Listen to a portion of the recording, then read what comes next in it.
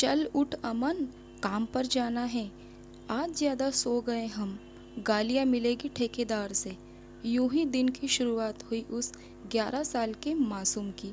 अमन को उठाने के लिए जब 12 साल के अजय ने आवाज़ लगाई, हड़बड़ाकर अमन उठा और अजय से बोला,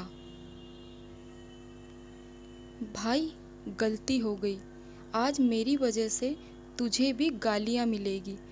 अजय ने कहा, कोई बात नहीं, गालियाँ रोटी सी लगती है, आखिर भूख का सवाल है।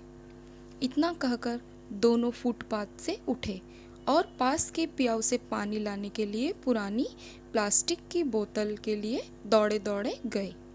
शायद उन्हें आज जल्दी भी थी और डर भी सता रहा था। मैं पास ही खड़ा ये सब देख रहा था। बहुत से विचार मन में उबाल ले रहे थे। परिस्थिति, वर्तमान और भविष्य के सवालों में खो सा गया था। खैर मुझे भी ऑफिस जाना था और जहाँ वो दोनों सो रहे थे मुझे भी वहीं से ऑटो लेना था। लेकिन आज मेरे कदम ऑफिस न जाकर इन दो मासूम चेहरे और मजबूर दिमाग को बारीकी से समझने की इजाज़त दे रहे थे। मैं ये सोच ही रहा था, तभी वो दोनों दोस्त फटे और मेले कपड़ों में ही जल्दबाजी में कहीं जा रहे थे और मैं भी उनके पीछे पीछे चलने लगा। लगभग 2 किलोमीटर चलने के बाद मैं एक ईंट के भट्टे पर पहुंचा, जहां ये दोनों दोस्त डरे सहमे एक रोब दिखाने वाले आदमी के सामने खड़े थे। मैं दूर से ही उस आदमी और इन दो बच्चों की बातें सुन रहा था। वो आदमी इन बच्चों को गालियों से स्वागत कर रहा था और वापस चले जाने को कह रहा था।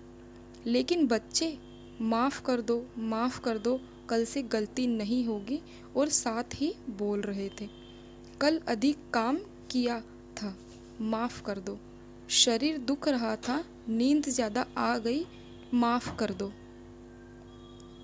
खैर उस ठेकेदार ने दोनों को काम पर लगा लिया और दोनों ईंट बनाने के लिए मिट्टी की खुदाई करने लगे। लेकिन ये क्या, अब वो मुस्करा रहे थे। शायद मासूम होने के साथ ही दिल के सच्चे भी थे। वो आखिर मोहब्बत जो दी अपने कार्य से उन्हें। मासूम गरीब चेहरा व मजबूर दिमाग था उनका। दिमाग से वो दोनों अपनी उम्र के बच्चों से लगभग 20 साल बड़े थे। न ही उन दोनों की बच्चों सी इच्छाएं थी, न ही बड़ों सा रौब। मात्र मजबूरी की आंखें और भूख की लड़ाई ही उन दोनों की काया से नजर आ रही थी। खैर आज मेरा भी पूरा दिन छुप छुप कर इन दोनों मित्रों को समझने में जा रहा है और लगभग इनके ज़िंदगी को मैं करीब से समझ भी रहा था और सोच भी रहा था कैसे उन दोनों को इस वर्तमान से निकाल कर एक सम्मानजनक भविष्य की तरफ लेकर जाऊं। सोच सोच में न जाने कब सुबह से शाम हो गई, पता ही नहीं चला। शाम के 7 बज गए थे और इन दोनों के जाने का समय भी हो गया था। आखिर आज भी ओवर टाइम लगा कर ये मासूम चेहरे बेतहाशा थक रहे थे। कंस्ट्रक्शन साइट से बाहर आते ही मैंने इन बच्चों से बात करनी चाही, लेकिन इन दोनों ने मुझे नज़रअंदाज करते हुए पास के ढाबे पर जाकर रोटी और अचार खरीदने लगे और खाना खरीदकर शायद उसी फुटपाथ की ओर जा रहे थे जहां से ये सुबह आए थे।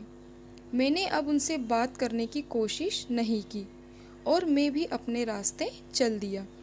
आज मैं घर 1 घंटा लेट पहुंचा था और घर पहुंचते ही अपने कमरे में जाकर रोने लगा।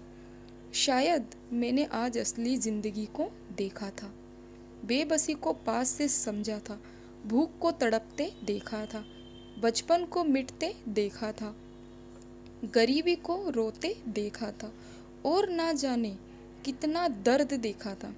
आज मैं जीवन को समझ गया था, लेकिन कहानी अभी ख़त्म नहीं हुई है। जुड़े रहना दोस्तों, जल्द ही इस कहानी को एक खूबसूरत अंत दिया जाएगा। धन्यवाद।